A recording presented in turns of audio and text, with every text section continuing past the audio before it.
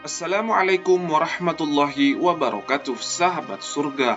Alhamdulillah, berjumpa lagi dengan saluran kami yang semoga sahabat selalu dalam lindungan dan rahmat Allah Subhanahu wa Ta'ala. Amin ya Rabbal 'Alamin. Siapa yang tidak mengenal paman Rasulullah Sallallahu Alaihi Wasallam bernama Abdul Uzza bin Abdul Muthalib, dikenal juga dengan Abu Utaubah, atau yang sering kita dengar adalah Abu Lahab. Abu Lahab merupakan satu di antara 4 paman Nabi yang masih hidup ketika mulai berdakwah. Sayangnya, ia menentang kebenaran yang disampaikan oleh keponakannya tersebut. Abu Lahab merupakan seorang terhormat di Mekah. Dia memiliki para serupawan, kedudukan dan harta yang berlimpah. Tidak hanya itu, ia juga menjadi keturunan leluhur pilihan yang pandai bergaul. Kendati demikian, kekayaan dan kemasyhuran itu tidak ada artinya, sebab ia tidak mengikuti syariat Islam, bahkan menentang dan mencelakai Nabi Muhammad SAW. Oleh karena itu, Allah Subhanahu wa Ta'ala mengekalkan nama Abu Lahab yang artinya api. Tidak hanya Abu Lahab, istrinya Ummu Jamil Aura juga membenci Nabi Muhammad SAW. Suatu ketika, ia pernah meletakkan duri dan kayu di jalan yang sering dilalui Rasulullah SAW untuk mencelakainya. Karena perangainya yang kejam, sosok Ummu Jamil diabadikan Allah sebagai perempuan pembawa kayu bakar di surah Al-Masad. Saat Rasulullah SAW melakukan dakwah secara sembunyi-sembunyi, selang waktu kemudian turunlah surah Asy-Syura ayat ke-214 yang artinya, "Dan berilah peringatan kepada kerabat-kerabatmu yang terdekat." Maka beliau SAW pun mulai menyebarkan risalah Islam secara terbuka. Suatu hari Rasulullah SAW naik ke atas bukit Safa lalu memanggil orang-orang Quraisy untuk berkumpul. Pada saat mereka telah berkumpul, Rasulullah lalu berkata, "Sekiranya saya sekarang mengatakan kepada kalian bahwa pasukan musuh akan menyerang kalian di pagi ini atau sore ini, apakah kalian akan mempercayainya?" Mereka serentak menjawab, "Ya." Rasulullah SAW berkata, "Sesungguhnya saya sekarang memberi peringatan kepada kalian terhadap akan datangnya azab yang pedih." Mendengar ucapan Nabi SAW tersebut, Abu Lahab langsung menyahut, "Celaka engkau! Apakah hanya untuk menyampaikan hal ini engkau mengumpulkan kami?" Allah Subhanahu wa Ta'ala melalui Jibril alaihissalam lalu menurunkan ayat surah Al-Lahab kepada Nabi SAW. Surah Al-Lahab sendiri secara harfiah berarti gejolak api atau sabut. Pada ayat keempat dan kelima disebutkan firman Allah Subhanahu wa Ta'ala yang artinya, "Dan begitu pula istrinya pembawa kayu bakar yang di lehernya ada tali dari sabut." Sahabat surga, sebelum kita lanjut, mari dukung saluran ini untuk menyebarkan syiar Islam kepada banyak orang.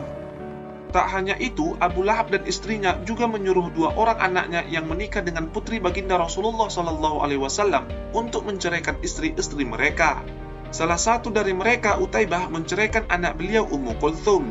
Ia juga membentak dan meludah di hadapan Nabi. Setelah itu, Utaibah mendapat ganjaran dari perbuatannya. Ketika sampai di daerah Al-Ghadirah, ia diterkam oleh singa. Tubuhnya juga dicabik-cabik hingga akhirnya Utaibah pun mati. Untuk kita ketahui, surah Al-Lahab turun 10 tahun sebelum matinya Abu Lahab. Karena itu, banyak ulama yang berpendapat turunnya firman Allah Subhanahu wa Ta'ala itu sebagai salah satu mukjizat. Kematian Abu Lahab terjadi setelah Perang Badar. Waktu itu, dia tidak mengikuti pertempuran tersebut. Dengan menyetor 4.000 dirham, dia meminta seorang temannya Al-Asi bin Hisham untuk menggantikannya di medan perang. Perang Badar berakhir dengan kekalahan yang memalukan dari pihak musyrikin Quraisy. Sepekan setelah itu, Abu Lahab menderita sakit parah, dia pun meregang nyawa dan tewas. Jasadnya diabaikan orang-orang 3 hari berturut-turut. Karena bau busuk menyeruak, para tetangganya pun memutuskan untuk menggali sebuah lubang besar dan memasukkan mayat Abu Lahab ke dalam kotak kayu. Dimasukkanlah peti kayu dan isinya itu ke dalam lubang tersebut. Cara menguburkannya pun begitu merepotkan. Orang-orang tidak tahan dengan bau busuk yang keluar dari jasad Abu Lahab, sehingga mereka memasukkan peti tadi dari kejauhan. Sesudah itu, lubang tadi dilempari dengan kerikil dan tanah sampai rata. Demikianlah akhir hayat sang penentang dakwah Nabi SAW. Tahukah sahabat, di balik sifat Abu Lahab yang benci dengan dakwah Nabi, juga azab yang diberikan Allah Subhanahu wa Ta'ala kepadanya, ternyata ada hal yang perlu untuk kita renungi dari kisah di baliknya. Sebenarnya Abu Lahab sangat menyayangi Rasulullah. Hal itu terbukti ketika Rasulullah terlahir. Begitu gembiranya Abu Lahab dengan kabar itu, dia langsung membebaskan budaknya bernama Tusaibah al-Islamiyah. Bisa dibayangkan ketika itu Abu Lahab yang sehari-harinya dilayani budaknya, kemudian dia membebaskan budaknya lantaran saking gembiranya Rasulullah Shallallahu Alaihi Wasallam lahir. Kegembiraan Abu Lahab menyambut kelahiran keponakannya yang telah menjadi salah seorang Rasul mendapat imbalan setimpal dari Allah Subhanahu Wa Taala. Walaupun terus-menerus memusuhi Rasulullah, Abu Lahab mendapatkan keringanan azab di dalam kuburnya tiap malam Senin karena bergembira dan senang sewaktu mendengar kelahiran Nabi Muhammad Shallallahu Alaihi Wasallam. Kisah itu termaktub dalam Sahih Bukhari Muslim. Dalam kitab Bidayah wan Nihayah yang ditulis Ibnu Katsir, salah satu sahabat Nabi Shallallahu Alaihi Wasallam yaitu Abbas bin Abdul Muthalib bermimpi berjumpa dengan Abu Lahab yang sudah wafat. Dalam mimpinya itu, Abu Lahab menjelaskan bahwa dirinya disiksa terus-menerus di dalam kubur. Namun setiap hari Senin siksaannya diringankan, karena dulu ketika ia masih hidup di dunia, dia pernah memerdekakan seorang hamba sahaya disebabkan rasa gembira atas kelahiran Nabi Muhammad SAW. Sahabat surga, peristiwa ini bisa menjadi renungan kepada kita semua. Karena itu, sebagai umat Nabi Muhammad SAW sudah seharusnya bergembira dengan kehadiran manusia agung sebaik-baik utusan Allah agar kelak mendapatkan syafaatnya di akhirat.